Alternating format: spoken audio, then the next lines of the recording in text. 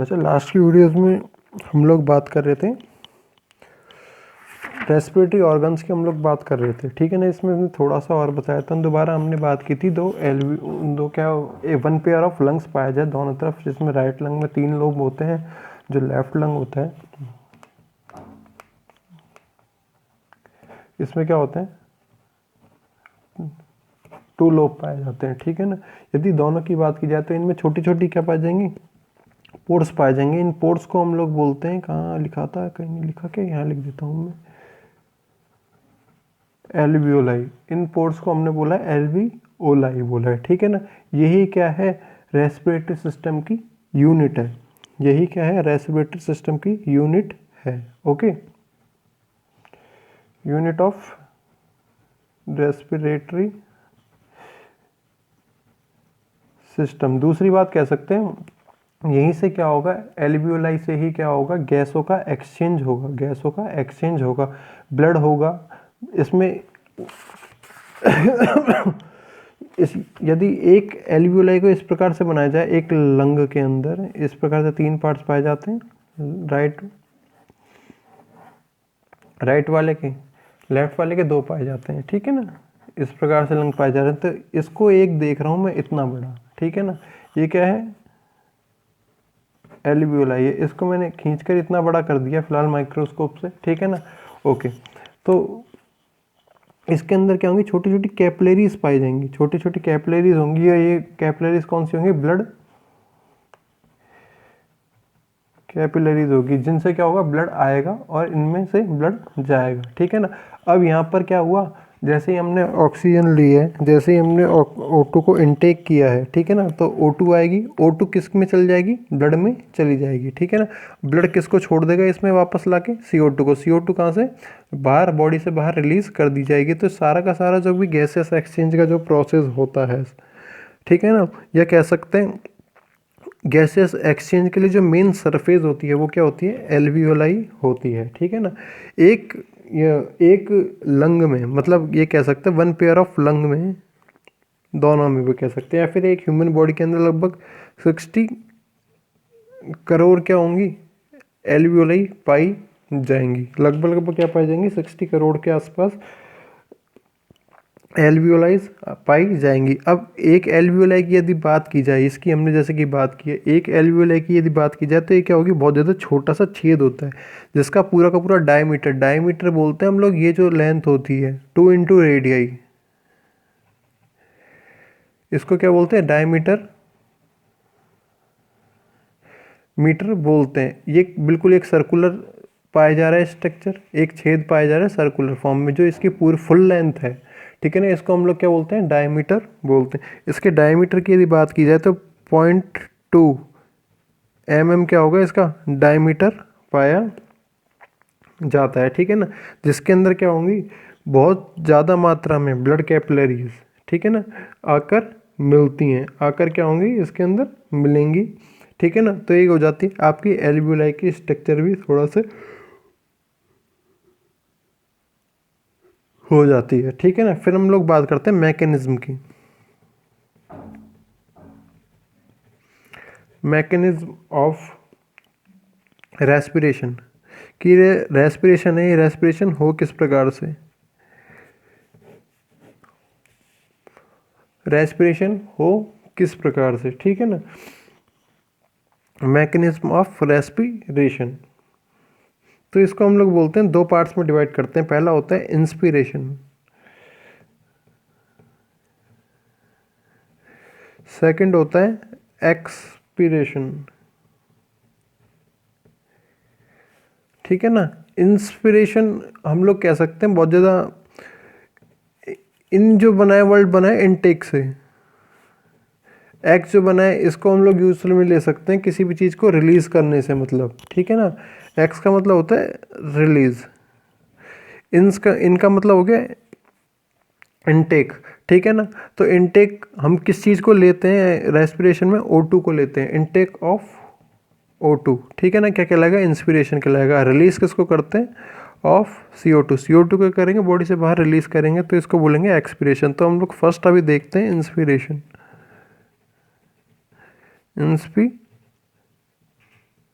Ration को यदि देखा जाए, ठीक है ना, तो इंस्पिरेशन को हमने बोला entry of air O2 into body is called inspiration, is called inspiration. Inspiration हमने क्या बोला है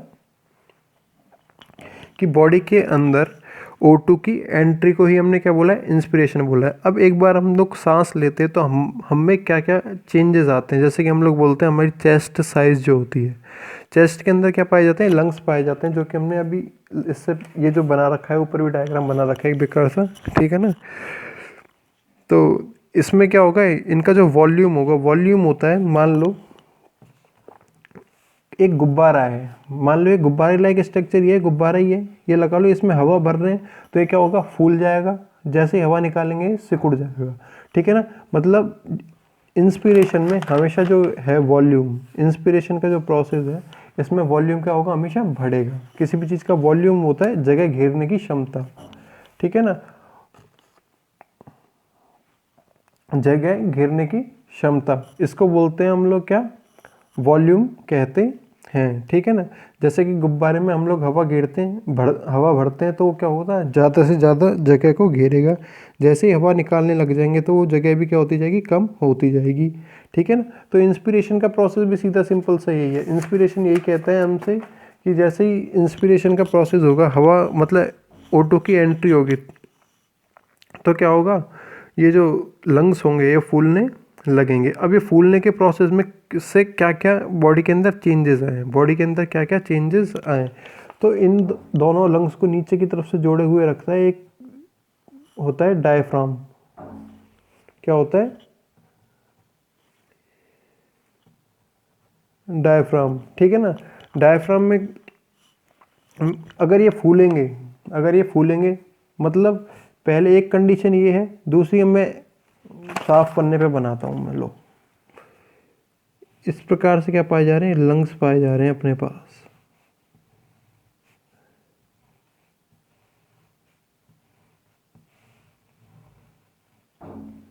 ठीक है ना, इस प्रकार से लंग्स पाए जा रहे हैं। ये क्या है, नॉर्मल कंडीशन है, ये क्या है, नॉर्मल कंडीशन है। एक कंडीशन इस प्रकार से आएगी जो कि मैं डॉटेड बना रहा हूँ, जो कि क्या बना रहा हूँ मैं, डॉटेड बना रहा हूँ, जो कि क्या बनाई है मैंने, डॉटेड बनाई है, ठीक है ना। मैंने अभी कहा था नीचे की तरफ किसकी हेल्प से जुड़े हुए होते हैं, ये डायफ्राम की हेल्प से जुड़े हुए होते हैं, ठीक है ना। ओके, अब इनमें क्या होगा, ये तो क्या है, नॉर्मल कंडीशन है, नॉर्मल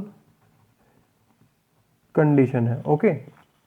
ये वाली नॉर्मल कंडीशन है जब इस वाली शेप में पाए जा रहे हैं, जो कि मैं डार्क पेन से बनाया है, ठीक है ना। जैसे ही इनमें हवा भरने लगेगी, यहाँ इस तरफ मैं एरो लगा रहा हूँ, जैसे ही हवा भरने लगेगी तो फूल कर क्या हो जाएगी, ये वाली कंडीशन आ जाएगी जो कि मैंने डॉटेड बनाई है, डॉटेड बनाने से डायफ्राम की साइज जो पहले यहाँ से लेकर यहाँ तक थी, वो कहाँ तक, यहाँ से लेकर यहाँ तक रह जाएगी। मतलब डायफ्राम में क्या होने लग जाएगा, कॉन्स्ट्रक्शन होने लग जाएगा, कॉन्ट्रैक्शन होने लग जाएगा, कॉन्ट्रैक्शन इन डायफ्राम के अंदर क्या होने लग जाएगा, कॉन्ट्रैक्शन होने लग जाएगा। साथ ही साथ जो इनकी मसल्स होंगी इनमें भी क्या होगा, कॉन्ट्रैक्शन पाया जाएगा। इनकी जो मसल्स होती है इनको बोलते हैं हम लोग intercostal muscles, contraction in diaphragm and intercostal muscles, ठीक है ना। इंटरकॉस्टल जो मसल्स होंगी इनमें भी क्या होगा, यहाँ पे कॉन्ट्रैक्शन का जो प्रोसेस होगा। अब कॉन्ट्रैक्शन होने के बाद में मतलब डायफ्राम सिकुड़ चुका है बहुत ज़्यादा, इनके फूलने से डायफ्राम सिकुड़ा है, ठीक है ना। जैसे ये फूलेंगे डायफ्राम सिकुड़ेगा, जैसे ये दोनों सिकुड़ेंगे डायफ्राम फूलेगा, चौड़ेगा, ठीक है ना। हमेशा उल्टी कंडीशन आ रही है यहाँ पे, अपोजिट कंडीशन आ रही है, ठीक है ना। अब ये जो डायफ्राम छोटा हुआ है, इसमें सिकुड़ने की का जो प्रोसेस हुआ है कॉन्ट्रैक्शन का, जिससे क्या हो जाएगा, ये फ्लैट कंडीशन में आ जाएगा, बहुत ज़्यादा चपटा हो जाएगा। पहले ये था इस रूप में, अब ये इस रूप में आ रहा है, फ्लैट हो गया यहाँ पे, इस रूप में आ रहा है। यहाँ तक अगर इसे देखा जाएगा तो ये बिल्कुल इसलिए स्केल से लगेगा सीधी लाइन है, लेकिन ये वाली जो लाइन है पूरी यहाँ से लेकर यहाँ तक ये फ्लैट नहीं है। यहाँ तक क्या होगा, ये जैसे फुली कंडीशन में थे बिल्कुल फ्लैट कंडीशन में आ जाएगा, ठीक है ना। अब ये नीचे की ये फूलेंगे तो ऑब्वियसली लंग्स जो फूलेंगे तो ये नीचे की तरफ क्या होंगे, खिसकेंगे, मतलब नीचे पाया जाता है एब्डोमेन, ठीक है ना, एब्डोमेन पाया जाएगा। ये फूलेंगे जिससे क्या बोलते हैं हम लोग, थोरैक्स बोलते हैं। चेस्ट वाले रीजन को हम लोग ह्यूमन बीइंग में हम लोग दो तरह से बात करते हैं। देखो मेल की हम लोग बात करते हैं तो उसमें चेस्ट की हम लोग बात करते हैं, लेकिन अगर मेल और फीमेल दोनों की बात करते हैं, ह्यूमन में मेल फीमेल दोनों आते हैं, तो हम लोग बोलते हैं थोरैक्स।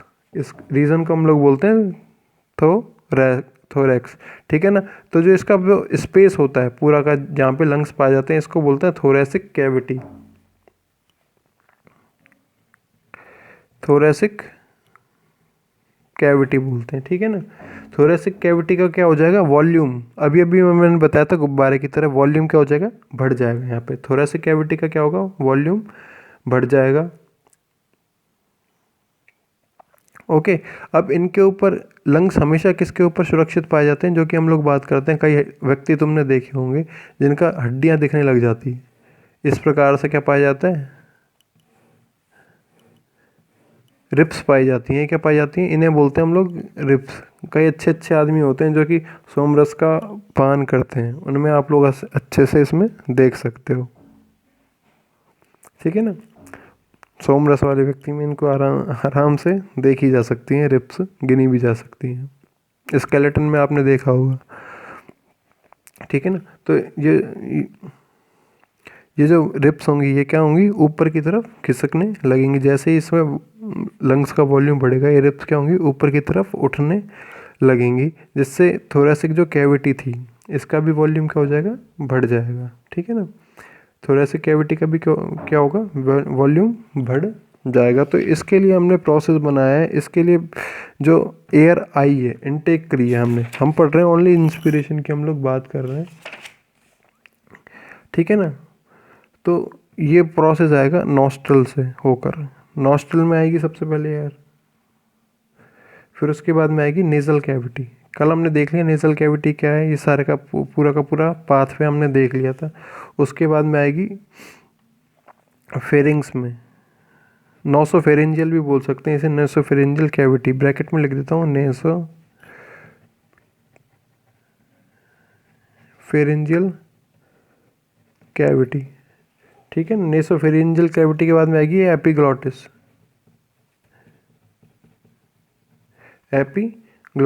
एपिग्लॉटिस के बाद में आएगी ट्रैकिया में, किस में आएगी, ट्रैकिया में आएगी। ट्रैकिया के बाद में आएगी ब्रोंकाई में, ब्रोंकाई ये वाला था, ब्रोंक्यूल ये वाला था, और अंदर पाए जाएंगे bronchioles,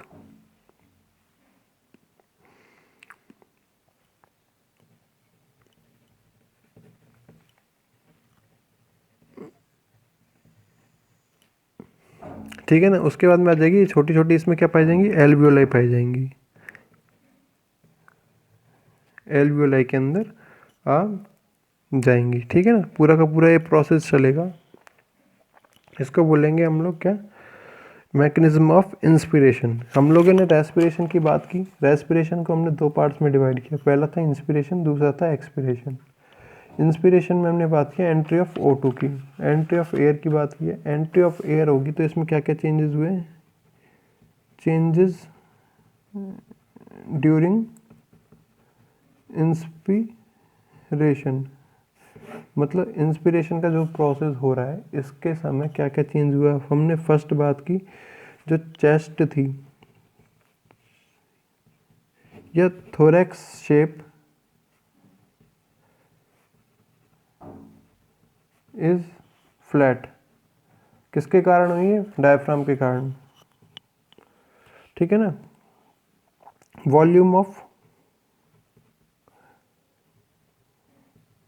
volume of thoracic cavity increases, ठीक है ना।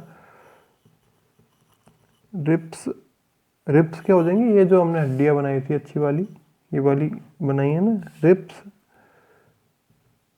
Moves upward. मूव का मतलब होता है सरकना, अपवर्ड का मतलब होता है ऊपर की ओर। जो मूवमेंट होगा रिप्स में वो क्या हो जाएगा, वो क्या हो जाएगा, ऊपर की ओर सरकने लग जाएगी। रिप्स ऊपर पाई जा रही है, फिर नीचे की ओर डायफ्राम पाया जा रहा है। डायफ्राम क्या होगा, नीचे की तरफ आएगा। डायफ्राम क्या होगा, नीचे की तरफ आएगा। डायफ्राम